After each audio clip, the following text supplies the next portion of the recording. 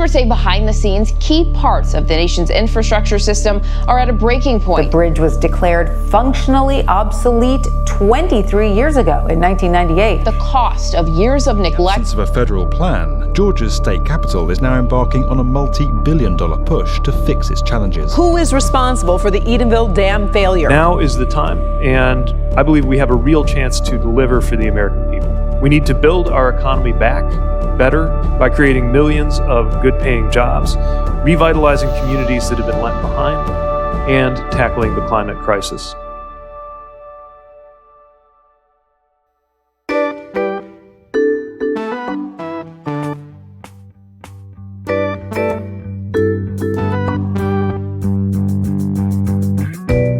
From today's bills to tomorrow's jobs. We're looking for the government at work in our tap water, light switches, bridges, and broadband.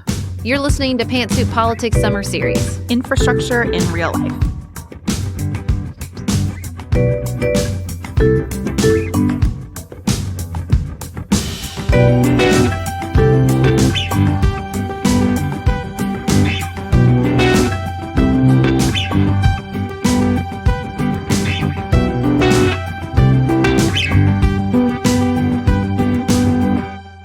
Hello and welcome back to Infrastructure in Real Life. We are moving on today to transportation. So we've covered water. Moving on. Yes. Do you like that? I have a feeling it's going to happen a few times. So we've done water, we've done energy, and now we're talking about how human beings make our way around the country.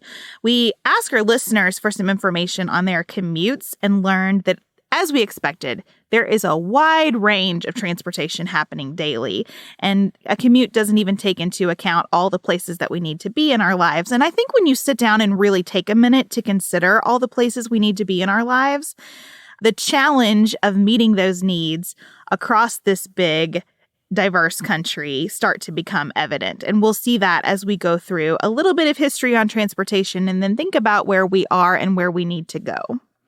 So for the first 100 years of our nation, transportation was really about moving goods and less about moving people. To build a nation, you had to build an economy. And to do that, you had to move goods. And so the first transportation infrastructure in America was really focused on using our waterways and then building a massive railway system to move goods across a huge geographical expanse. And if you are interested in the movement of goods along waterways in modern times, our contributor Courtney has a nightly nuance about that for you on Patreon, where she's making the case that waterways are still the most efficient way to move particularly agricultural goods, and that we need a lot more investment in that area to continue to realize efficiency there. As I sit on the confluence of the Ohio and Mississippi rivers in Paducah, Kentucky, where our number one industry is the maritime industry, I agree.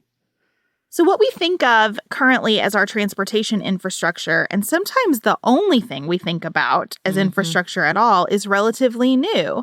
And that is the Interstate Highway system, which was the result of the Federal Aid Highway Act of 1956 that President Eisenhower signed into law. Eisenhower really led the way on this. Congress allocated $30 billion in 1956. That's, wait for it, $294 billion in today's money.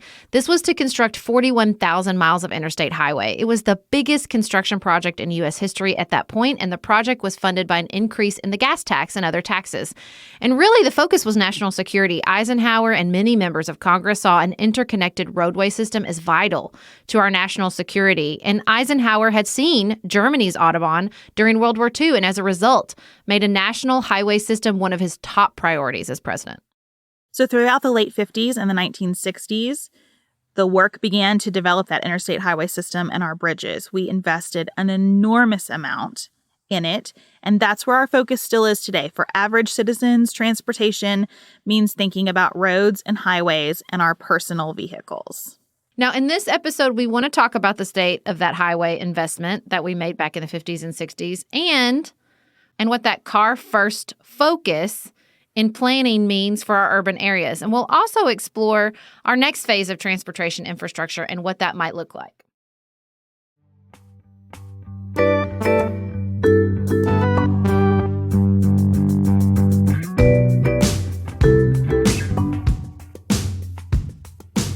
So thinking about where we are today, much like we've discussed with water and energy, maintaining our transportation infrastructure has largely not been a priority. And because of that, we see a confluence of problems. Remember our friend Joseph Kane from the Brookings Institute. Here's how he describes it. That's the big problem is we're in an era of repair and replacement, as I like to say. It's not just building the shiny new object, but it's actually taking care of a lot of the assets that we've already built out for decades here. So we have a lot of things that need fixing, as we say in the South. Everyone wants to be at the ribbon cutting. Everybody wants to have a new road named after them. It's less impactful to spend your political capital and taxpayer dollars on maintenance, especially maintaining something that's already been built and named after somebody else. Sarah, remember recently we got together to work on our book and we were driving down the road and it was just pothole after pothole after pothole. And the Kentucky legislature had recently been forced on some very important reproductive rights legislation that is clearly unconstitutional in our current structure. And I said to you, well, I'm so glad that they're focused on what matters there in Frankfort. And that is true in my home now as well, because I live right across the Ohio River from Cincinnati.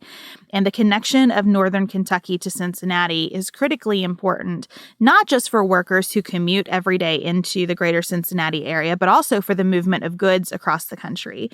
And the Brett Spence Bridge, which is the primary way you're able to get from Ohio to northern Kentucky at this particular point, is a national symbol of our failure to properly maintain our infrastructure.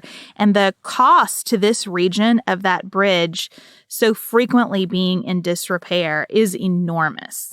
We also talked to one of our longtime friends of the show, Sabrina Drago, who's a civil engineer and the executive director of Sacramento Transportation Authority, about the ongoing transportation saga all the way on the other end of the country. Alas, if the bridge in Beth's neighborhood was the only issue, there is another ongoing saga of Highway 1 in California. Here's Sabrina. So Highway 1, I love it. I love driving it. It is beautiful. It probably wouldn't be constructed if it was a new road today.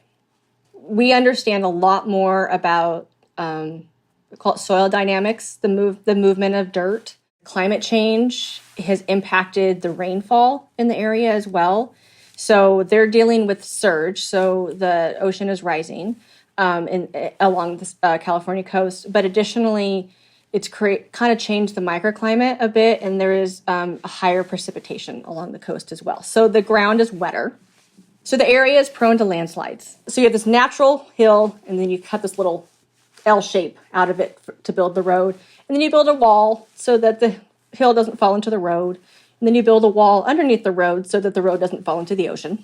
All very good things. But with this extra rain, the ground gets really wet, and it can't go anywhere because it keeps raining, so the ground gets wetter. And so wet dirt weighs more than dry dirt. And then over time, the weight is greater than it can hold, than the wall can hold back. And the road failed, is what we call it, fell into the ocean.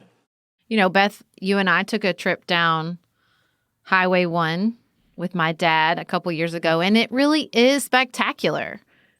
And it really is beautiful. And I think what's hard is that the highway system is one of the best and most impactful ways to take in the breadth of the United States. To really, we were talking about infrastructure in real life, and the highway system is the best real life way to understand what is contained inside this country we call the United States, geographically, culturally, in all those ways. And I think that's the struggle, right? Is that there are these projects and investments that maybe wouldn't happen today, but because they're already here and we understand how important they are, and because they become a part of tourism and just instrumental part in local communities' economies, it becomes an emotional question almost. I think with all of our infrastructure, it's important to remember that we're making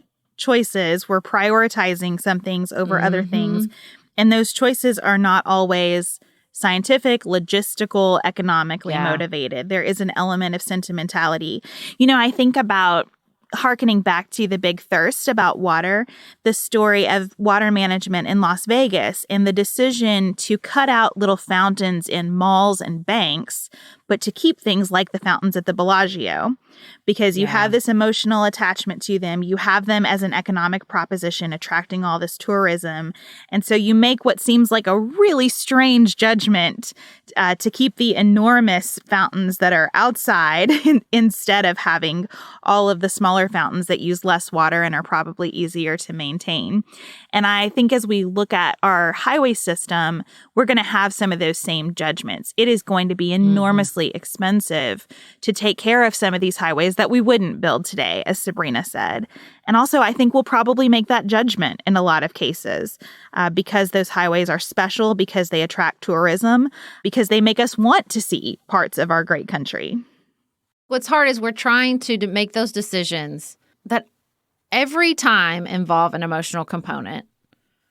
And I think that, that's true of all infrastructure. And I think that's a pattern we're seeing across these episodes, is that we're not just putting numbers in a spreadsheet and making a call, that there are emotional considerations with regards to past projects. And we're not just deciding which past projects to maintain or prioritize.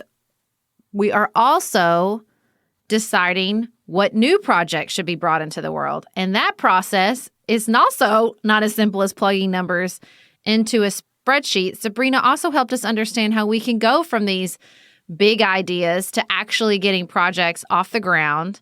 And we asked her why every project, particularly every transportation project, seems to take so long. And what it looks like to go from, we need a road or a bridge or a tunnel, remember the tunnel in Massachusetts, to actually seeing change in a community. Transportation is kind of three layers. You have local, you have regional, and then you have more of a national thing. So focus on just the local level. A city or a county will do a plan, a general plan, that usually is 20 to 40 years in the future of where they think the constituents are going to be and how they're going to choose to move. So that's the initial groundwork. Is we know that there's an average of 7% of people are moving into our city every year. Over the next 20 years, we're going to need this many more homes. Where can they go? And they develop the land use policy, and then they build transportation around that, because transportation is ultimately an expression of human behavior. And you can influence how people move, but you cannot force them. You cannot just say you cannot drive here. You have to create the incentives for them to not want to drive. And then you break it down and you get smaller layers of, so we need to widen this road, for example. We want to add a dedicated lane just for buses. We want to add a dedicated lane just for bicycles. And we want to make an 8-foot sidewalk to make it very pedestrian friendly. The planners say, we want the road to look like this. And then there are federal, state, and some city guidelines of what the road would actually look like. So there's rules all the way down. Before engineering, you have to do environmental as well. So they analyze the impact to the natural environment. And then there's also what they do, environmental justice, which is actually looking at the community and making sure that it is not negatively impacting a lower socioeconomic subgroup, which is I think it's been within my lifetime that they've started doing that. And that's to help offset the years and years during the highway projects where they just bifurcated cities. You're doing all that, and then while you're doing that, you are looking to see how much it's going to cost. It really helped me to hear from Sabrina about this process and to think about what it costs just to plan a new project, not counting getting into it and then getting into the maintenance of it. And so that's where we want to go next. The elephant in the room is the money. Who pays for these projects and how do they pay for it? And as we noted at the start of the show, a lot of our current highway systems were built with federal funding that came from the Federal Aid Highway Act of 1956. And because of that history and proposals like the Biden administration's American Jobs Plan, you might think that federal money is really the main source for funding transportation projects. When I think it's so important to remember this great statistic, states and localities have to cover 90% of all transportation and water operations spending nationally each year. 90%. You would hope we would have national leadership to set a vision for the country, that they would say, we will be stronger together, including if we band together, like volunteerism, right? It kind of is. You know, you're going to volunteer your tax dollars, right? You don't even need to do you don't have to get out of bed and do anything in particular. Just, we're going to do this together and we're going to help these folks. But the way the system's set up, you know, one of the things that folks don't realize, because you see that common red and blue interstate symbol or the black and white US highway symbol. Yeah. Oh, those are federal roads. Those are not federal roads. Yeah. It's the federal interstate system. Those highways belong to the state. And so where are the states getting that money? You pay gas taxes. So a federal gas tax for a standard combustion engine is 18.4 cents a gallon. And then diesel, I think it's 24.4. And then states generally also do gas tax. So here in California, it's over 50 cents a gallon. I think we're the highest in the country. We just raised ours a couple years ago. But like the federal gas tax hasn't been raised since 93. And that goes into the federal pot. It's called the Highway Trust Fund. The Highway Trust Fund actually went bankrupt in 2008. And since then, Congress has to authorize general revenue funds to keep it whole. And that is mostly for capital projects. So that's actually constructing, widening, not doing maintenance and operations. Additionally, they also federal has other pots of money. So they have the Fixing America's Surface Transportation Act, the FAST Act, which is a way for agencies to submit grant applications. A lot of states and cities and counties also have their own source of revenue via DMV fees when you register your car, or some, like California, we toll our bridges, at least in Northern California. So that's another way to generate revenue, or through sales tax. And then a lot of it is, you know, figuring out what's available, and you sometimes have to design your project to be eligible. Like for starting in the 70s, if you wanted federal dollars to build your freeway, your speed limit could only be 55 miles an hour. And that's because of the gas shortage. And then they changed it in 1996. So most of the funding for transportation projects are actually grants, but a lot of it is competitive, where you're actually competing against your sister cities or states for that funding. Okay, so let's go back to Sabrina's hypothetical project price tag of $10 million, which is probably conservative for most transportation infrastructure projects. Why does it cost so much to begin with? And one aspect relates to labor costs. So one of our contributors to this series, Jordan, works in construction and has given us a lot of perspective on labor costs in construction. So you're going to hear her voice here, and you can hear her full analysis over on Patreon. So I wanted to talk about the cost of construction for a couple of reasons. The biggest one is that I feel like it can be a little bit of a mystery to a lot of people as to why construction costs so much. For example, you might be excited to hear that there's a new elementary school being built in your area, but then shocked when you hear that the budget for the elementary school is $15 million. So when talking about costs in construction, price escalation is really, really important to understand. So price escalation is similar to inflation. The government measures the inflation numbers from year to year and from quarter to quarter. And generally, over the last 20 or 30 years, inflation has hovered around 2%. Changes a little bit each year, and we've made some news in the past couple of quarters because it's been a little bit higher than that. But as a general matter, it's been about 2%. Construction price escalation is about 5%. So somewhere in between the cost of college and healthcare in terms of how quickly the price of construction is rising in relation to inflation. So 5% is a big deal. It means that every year that you put off a project, it becomes 5% more expensive. If we go back to that $15 million elementary school that we mentioned at the beginning, and we say that it's going to take 3 years to fundraise the $15 million, by the time you're done fundraising, the elementary school is now 15% more expensive. Now it's $17.3 million.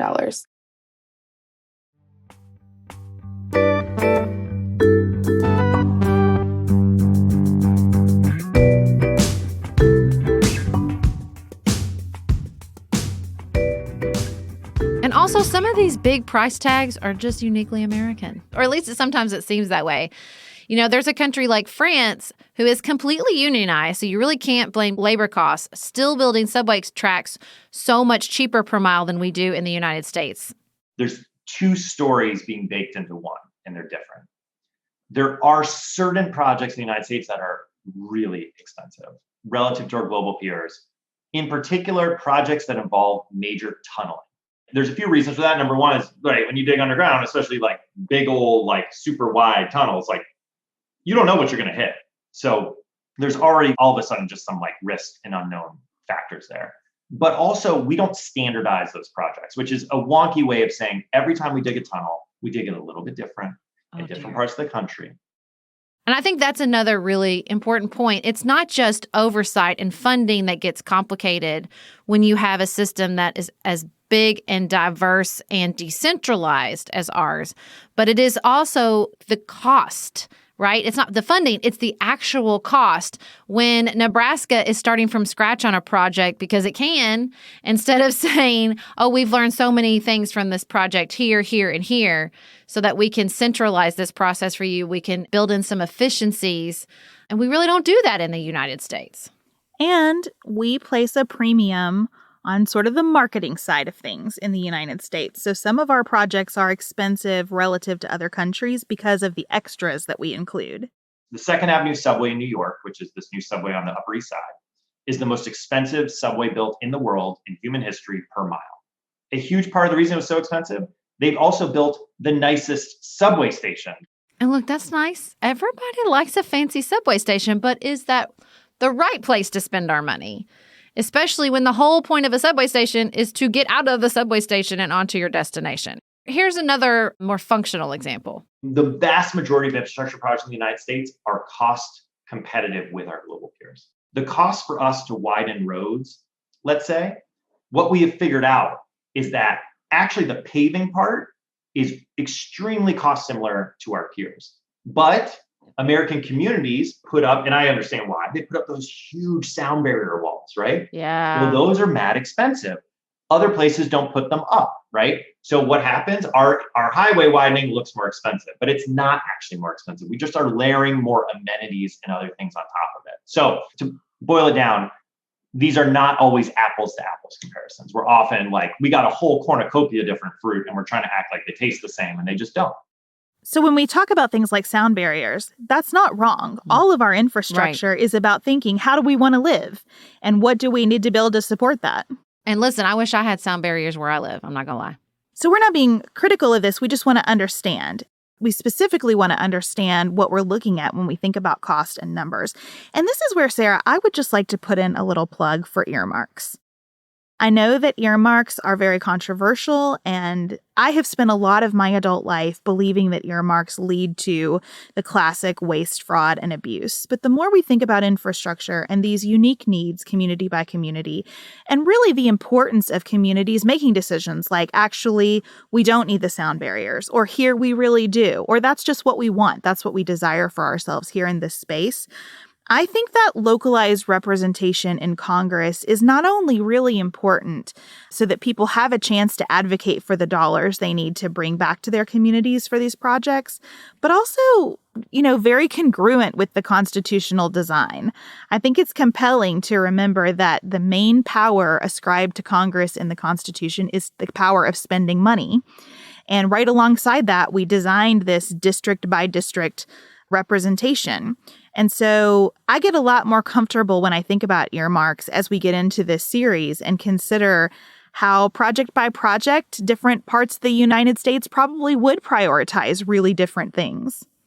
I think infrastructure, transportation in particular, offers such a great moment to remind ourselves, like, what are we doing here? And I don't mean just what are our priorities for infrastructure. I mean, why are we together as a nation state? And it's not so that every little locale can tackle every single problem as an island, right?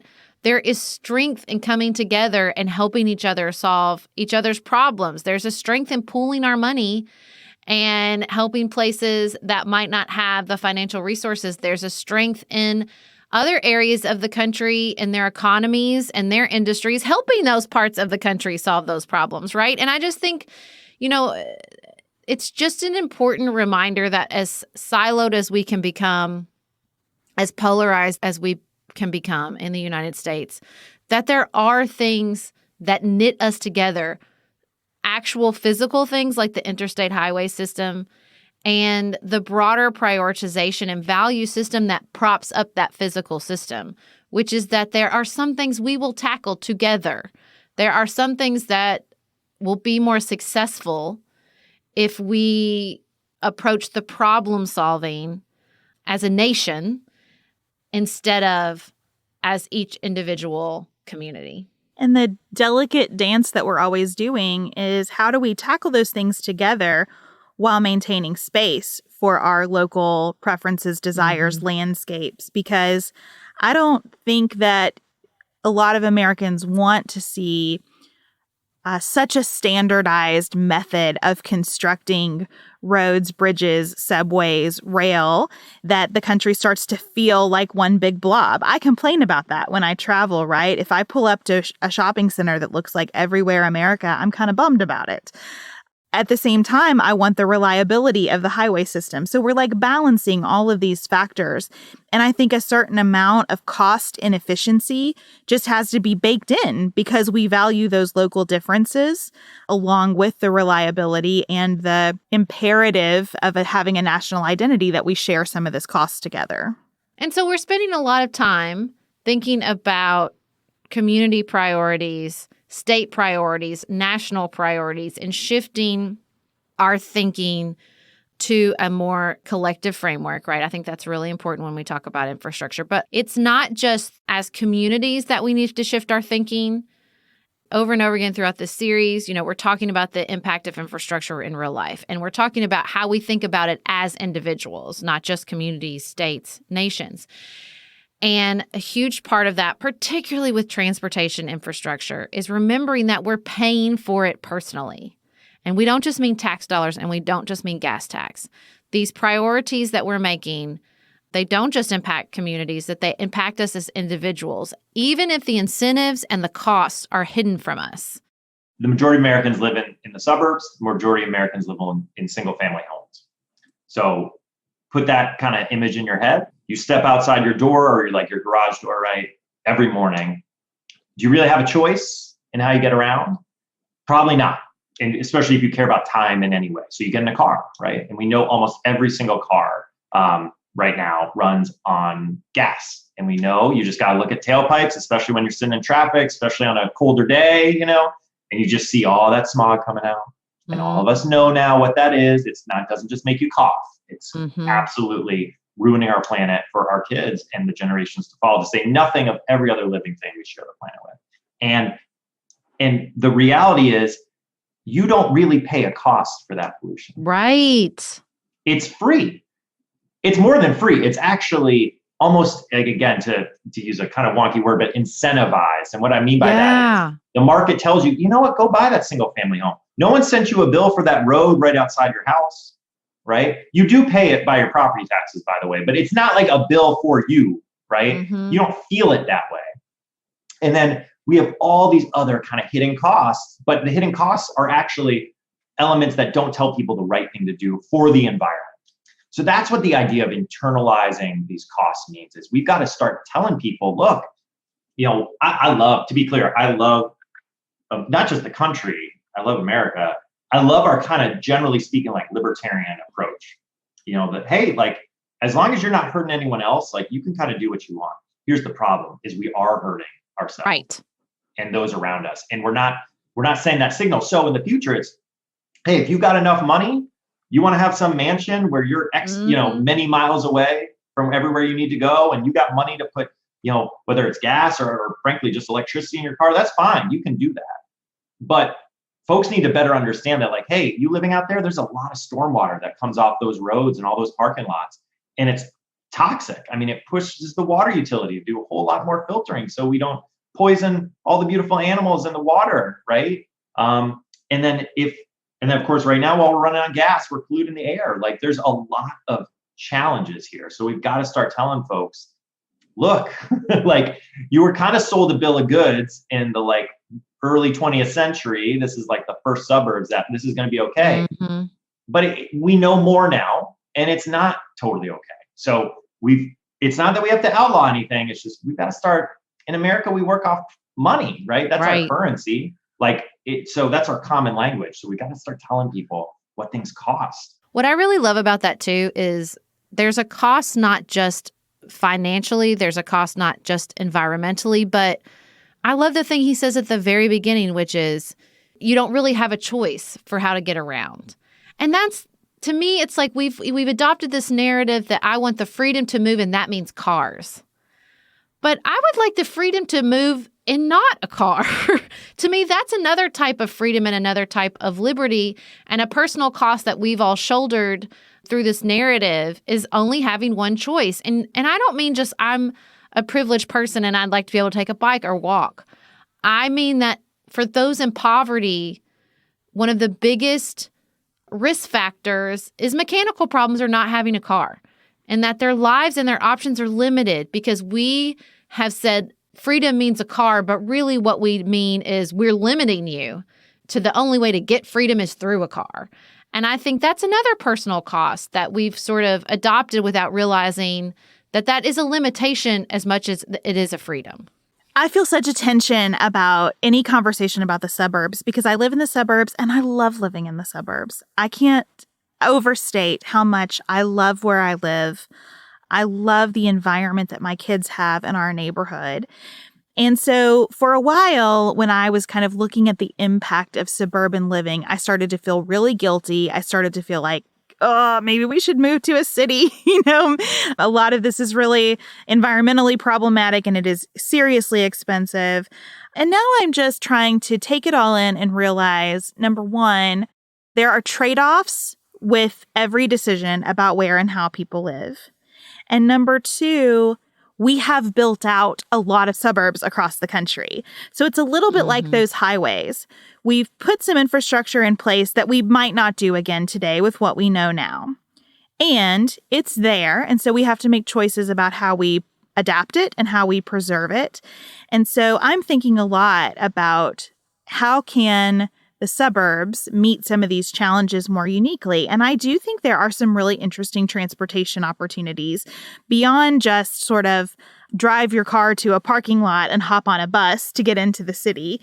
What else can we be doing to connect the suburbs to outside areas in ways that are both environmentally responsible and, like you said, Sarah, just opening up different choices and greater equity for people in those sort of greater metropolitan areas?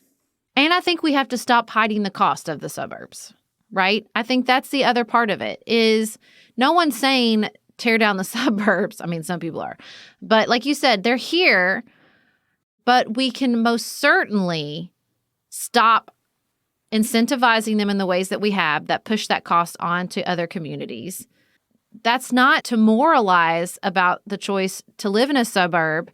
It's just to be honest and transparent with the cost. Just because our country decided and used policies to prioritize the suburbs doesn't mean we have to continue that journey. And I think in particular, when you look at the history of this particular infrastructure in America, it's littered with stories of inequity and exploitation and racism, especially the interstate highway system. It's so hard. It's so hard. If you want to find heartbreak in infrastructure, it's everywhere. It's these highways that tore through every big city in America, just destroyed homes and businesses. No one asked them, by the way. They didn't come to some community meeting, which is hard for some of us this age to understand that that was done. They were just, no, this is our land now. We're going to pour this through. And by the way, it was overtly racist policy. It's going to take some time for us to both charge more for certain things and then explain to the public that, hey, we're going to invest more in certain places because these physical communities, like the neighborhoods, have not gotten the investment you've got. And you may have not, back to where we started, you may have not noticed all the investments you got, but you did.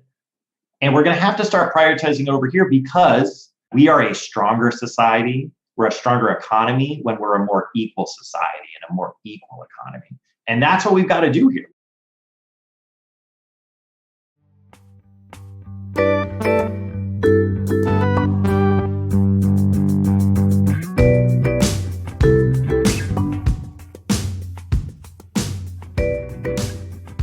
So we've had hidden costs, we've had hidden investment, and we need to find an approach, as Adi says, a platform that works for everyone. That's going to require some innovation. It's going to require some intentional prioritization. It's going to require some give and take, moments where you see money going to places that don't make sense to you.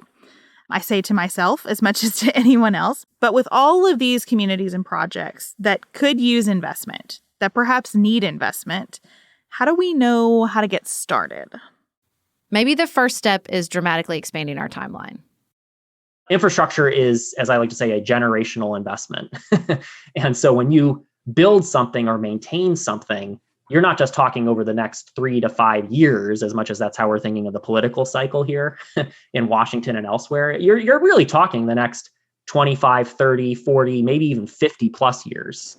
And I think there's something really wonderful about expanding our timeline in that way, because we shouldn't make quick decisions. You know, thinking back to Sabrina's explanation of how expensive it is just to get a project conceptualized in engineering terms, we need to be really thoughtful and have significant debate and planning and all of the time needed for environmental studies to make sure that anything new we're building is being built with everything that we know being considered. And that really gets us to the climate impact, because in addition to thinking about affordability and convenience and all of those community signifiers that we were talking about, the marketing value of places, the beauty of places, there's nothing wrong with that. We have to look at environmental impact. You know, we've spent a lot of time today focused on automotive infrastructure because we recognize just today we're in a car-first environment.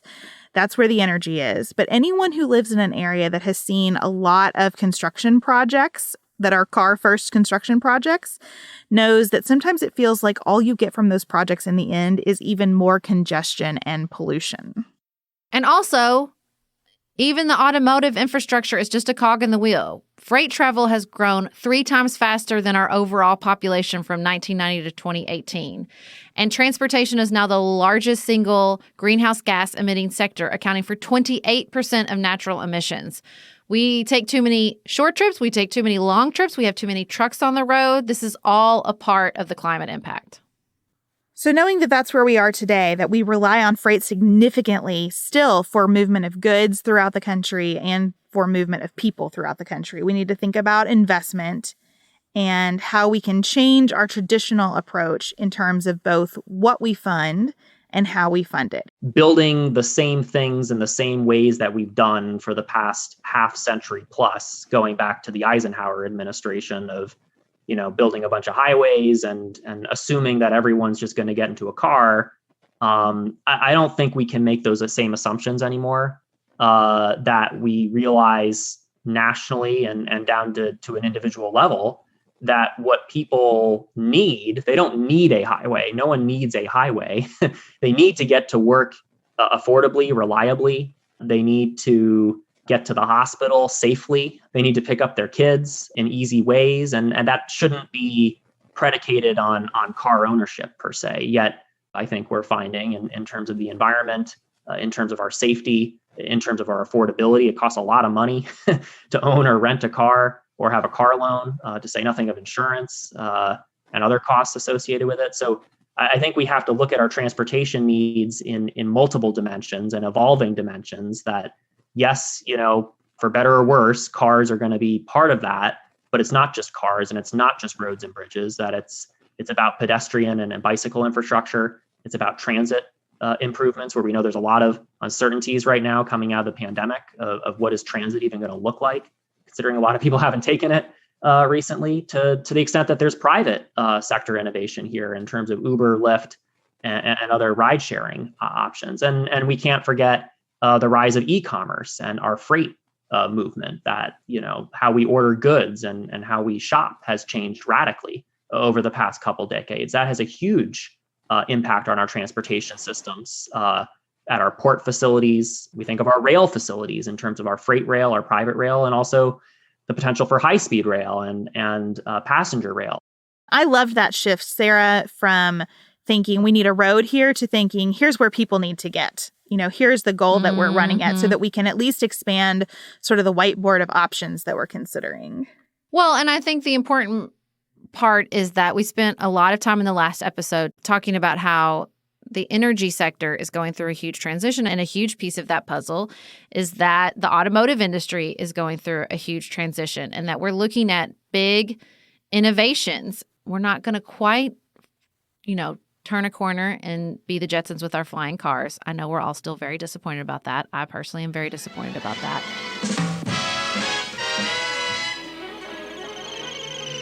But just because it's more incremental doesn't mean that it's still not going to be big, dramatic change. And I think that that's what we're seeing in the automotive industry as well with electric cars, which is going to require an entirely different type of transportation infrastructure. That's what we're seeing with high-speed rail. And that's what we're seeing in a lot of transportation industry where the thinking is moving beyond cars. So we asked Sabrina what innovations she's seeing right now in terms of road design and other opportunities. I have been really blessed and excited that I've gotten to see a lot of innovation over the course of my career. A city or a county will do a general plan, that usually is 20 to 40 years in the future of where they think the constituents are going to be. I mean, we're doing studies to connect a city where the traffic signals read that your car is coming and they can tell how many cars are behind it to change the light. There's a terminology called accelerated bridge construction, ABC. And you actually build the new bridge next to the existing bridge. And then overnight, they can demolish the bridge, and then it's on little rollers. And they move the bridge into place. And then the next day, the freeway is open up, or the road is open up again. The really nice thing about the infrastructure package that the Biden administration put forward is that it allows for more eligible funding for those types of projects. And look, let's not paint too rosy of a picture.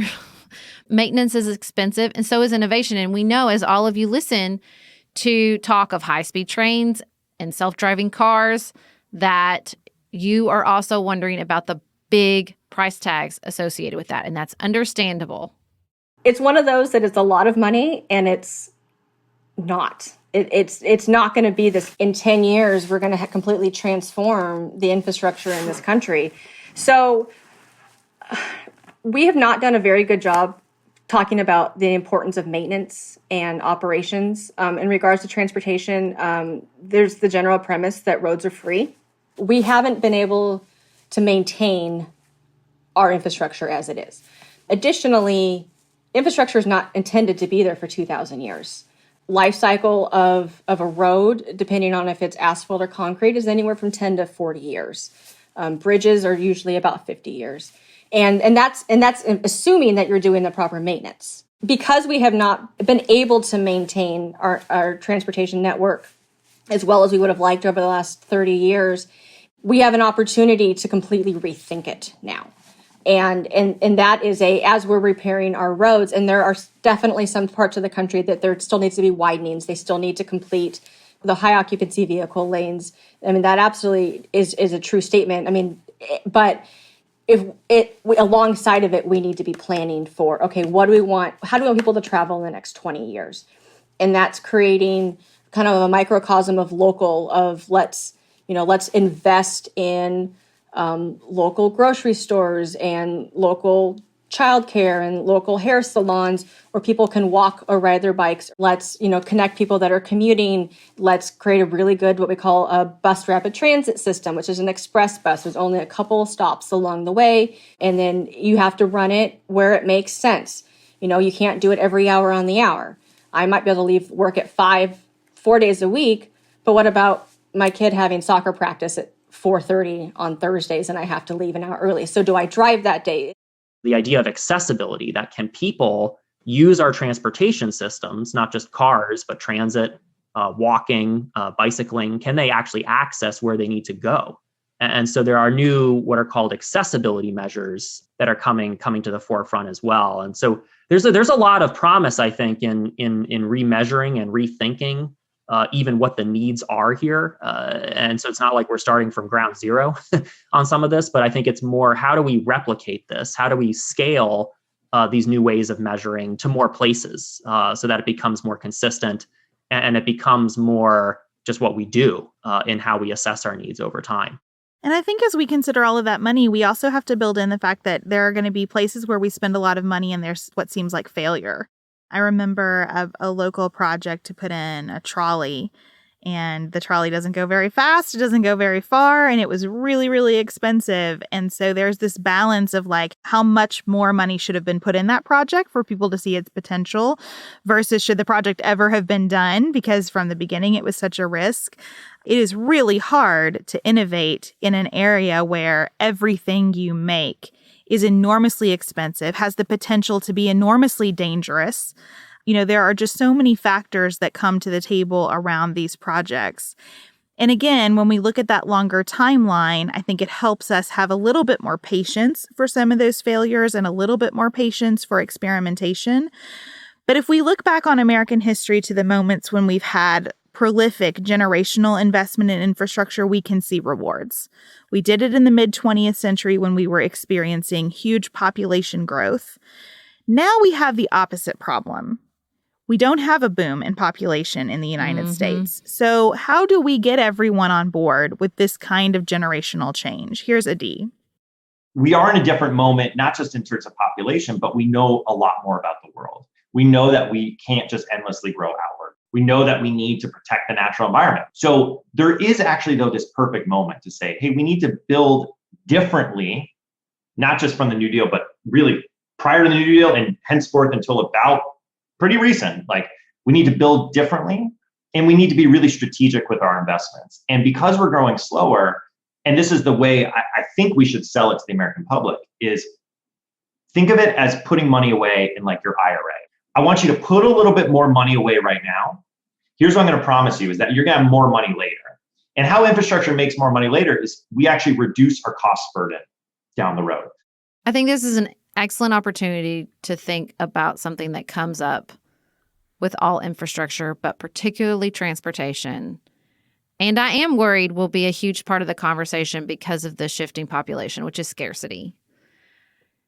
When we are building actual physical roads, bridges, infrastructure even to maintain or improve our electrical grid and our water infrastructure, how do we not bump into that scarcity mindset? How do we bump into the idea of, well, why should our tax dollars go to a project in Alaska? I don't live in Alaska. I don't care about Alaska. Why should we spend money on high-speed rail that won't change anything about my daily life? And I think that's really hard. And when we talk about the cost-benefit equation of any type of infrastructure, there's that undercurrent of scarcity that really affects the conversation. And that undercurrent of scarcity at a different level affects our willingness to pay user fees. We have a whole debate going on right now about the gas tax in Kentucky. As more electric cars are on the road and sharing the highways, what's the responsibility of electric car owners to contribute in terms of some kind of user fee? And at the same time, you want to incentivize electric car ownership. And perhaps one way to do that is avoidance of the gas tax. And so there's a real cost-benefit analysis to be done at every level when you think about what incentives you're providing to people to use the forms of transportation that are most environmentally friendly and most efficient. Well, and maybe that is the way in which we can move the conversation forward and be good transportation citizens beyond just making good choices about our personal driving or our personal gas consumption, right? Maybe the way that we can do that is to constantly remind ourselves and those around us that we're not plugging numbers into a spreadsheet, that we're not just doing math, that we're not just deciding whether something is worth the cost, we're deciding whether it's worth it for our community. Right? That we're not just putting numbers on a sheet and deciding if we want to pay for it. We're deciding if the dollars we're spending match the priorities and the values of our local communities and our states and our country. That is an emotional calculus that even when people seem to be making cold-hearted calculations about where they live and what they drive and how much they spend on gas, that there are incentives at work there, that there's psychology at work there. There are real flaws in our thinking that we have to be careful about and that we have to watch out for, and that we think that we're paying attention to all the factors. But we know from our history that communities are left behind, that perspectives are ignored, that costs are hidden. If we can keep that in mind as we move forward and as we transition and as we look for opportunities for innovation, I think that that's a really important part of being a good citizen when it comes to transportation infrastructure. And if I use Joseph's question of kind of what is the goal here, whether we're talking about cars or people who ride the subway or people who ride bikes or buses, I want us to be able to move around in the world affordably so there aren't access issues for people. I want us to be able to move around safely, both in terms of the actual vehicles themselves and in terms of the experience of being in, on, and around those vehicles. I want us to be able to move pretty comfortably. I just think that's an important standard of living in a country like ours. And I think it's important to our country continuing to build a sustainable, growing economy. That's what I was going to say. I want us to move around sustainably. And I think sustainability has not been an important part of our calculus for most of our history. We just wanted to move. We wanted to move goods. We wanted to move ourselves. We prioritized growth. And I think prioritizing sustainability is a huge component, truly, of not just transportation infrastructure, but every piece of the infrastructure puzzle that we've talked about so far in the series and that we're going to continue to talk about. That for most of American history, growth was the priority. And that we are coming to a moment in American history where sustainability has to be the priority. As we think about the marriage between sustainability and growth, I think it's a nice transition into reframing how we picture infrastructure. There's been a lot of political football about the definition of infrastructure and what counts. And in our next episode, we're going to talk about both broadband and childcare as those pieces of our society that support other important aspects that provide a foundation for the economy. So we're looking forward to talking with you then on our next episode of Infrastructure in Real Life.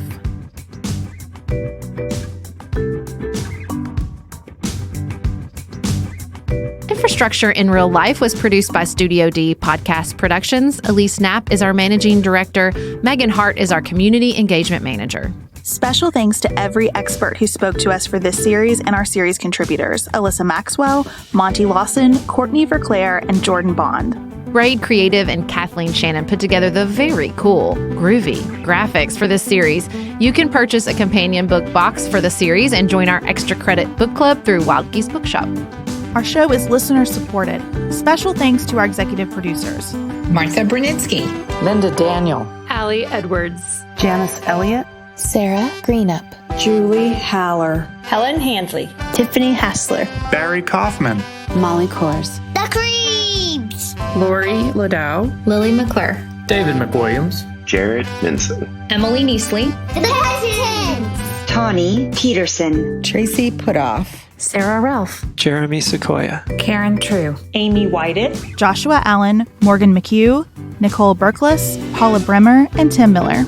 To support Pantsuit Politics and receive lots of bonus features, visit patreon.com/pantsuitpolitics. You can also connect with us on our website, pantsuitpoliticsshow.com, sign up for our weekly newsletter, and follow us on Instagram at pantsuitpolitics.